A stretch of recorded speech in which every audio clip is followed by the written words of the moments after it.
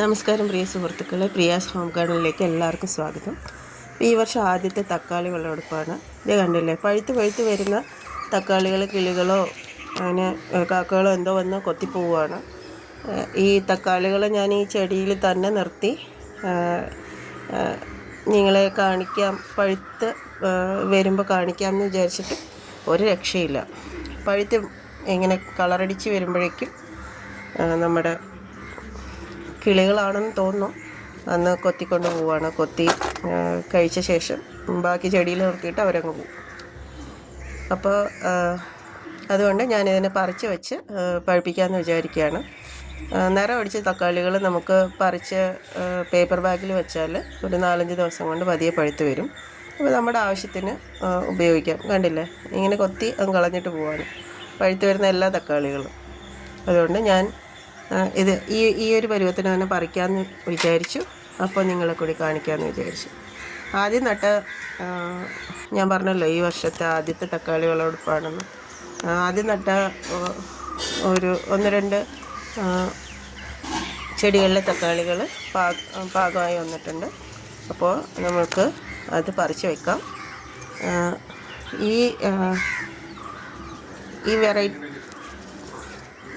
ഈ വെറൈറ്റി തക്കാളി എനിക്ക് ഞങ്ങളുടെ കൃഷി കൂട്ടായ്മയിലെ ഒരംഗം തന്നതാണ്.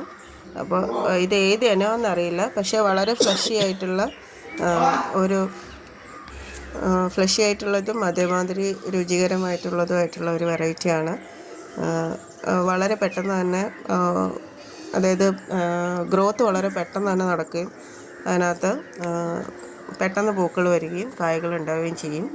ഇതിൻ്റെ കൂടെ നട്ട വേറൊരു ഇനം ആപ്പിൾ തക്കാളി എന്ന് പറയുന്ന ഇനം ഇപ്പോഴും കായൊക്കെ ഇങ്ങനെ പിടിച്ച് വരുന്നേ ഉള്ളൂ. അപ്പോഴേക്കും ഇതിലെ കായകൾ റൈപ്പനായി. ഇതിൽ നിന്ന് വിത്തുകളെടുത്ത് ഈ ആദ്യത്തെ വിളവെടുപ്പ് കഴിഞ്ഞ് അടുത്ത് വരുന്ന തക്കാളികളിൽ നിന്ന് ആണ് നമ്മൾ വിത്ത് പൊതുവെ ശേഖരിക്കുന്നത്. ഇത് എൻ്റെ മംഗലാപുരം ഊരുവെണ്ടയാണ്. ഇത് വളരെ പരമ്പരാഗതമായി നമ്മുടെ നാട്ടിൽ കൃഷി ചെയ്തു വന്നിരുന്ന ഒരു നാടൻ വെറൈറ്റിയാണ്. നമ്മളിപ്പോൾ വളരെ പെട്ടെന്ന് വളരെ കൂടുതൽ വിളവ് കിട്ടും എന്നും രോഗപ്രതിരോധ ശേഷി കൂടുതലായിരിക്കും എന്നുള്ള ധാരണയിലാണ് ഹൈബ്രിഡ് വിത്തുകൾ വാങ്ങി നടുന്നത്. പക്ഷേ വെണ്ടകളിൽ ഏറ്റവും നന്നായിട്ട് വിളവ് തരുന്ന ഒരിനം നാടൻ വെണ്ടയാണ് മംഗലാപുരം ഊരുവെണ്ട.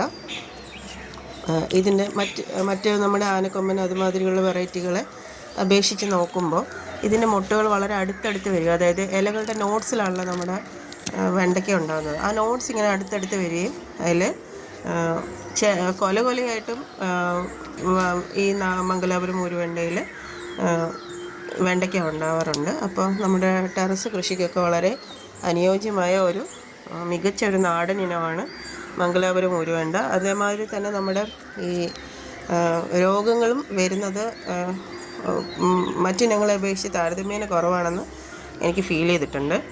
അപ്പോൾ ഇന്നത്തെ നമ്മുടെ വിളവെടുപ്പ് ഇതാണ്. കുറച്ച് വെണ്ടകൾ താഴെ നിന്ന് കൂടി പറിക്കാനുണ്ട്. എൻ്റെ മുരിങ്ങ കായ്ച്ചിട്ടുണ്ട്. അപ്പം ആദ്യത്തെ മുരിങ്ങയുടെ വിളവെടുപ്പും ഇന്ന് നടത്താമെന്നാണ് ഞാൻ വിചാരിക്കുന്നത്. ഇതാ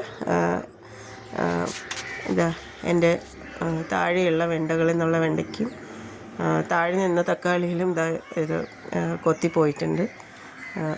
4 മുരിങ്ങയ്ക്ക ഉണ്ടായിരുന്നു. വളരെ സന്തോഷം. എൻ്റെ മുരിങ്ങ കഴിച്ചിട്ട് ആദ്യമായിട്ടെടുത്ത വിളവെടുപ്പാണ്. കുറച്ച് സ്ഥലമേ ഉള്ളെങ്കിലും ഞാൻ പരമാവധി പറ്റുന്ന സാധനങ്ങളൊക്കെ ഇതിനകത്ത് വച്ച് പിടിപ്പിച്ചിട്ടുണ്ട്. Thank you all. എൻ്റെ ചാനൽ എല്ലാവരും സബ്സ്ക്രൈബ് ചെയ്യണം, എൻ്റെ വീഡിയോസ് കാണാൻ സപ്പോർട്ട് ചെയ്യണം.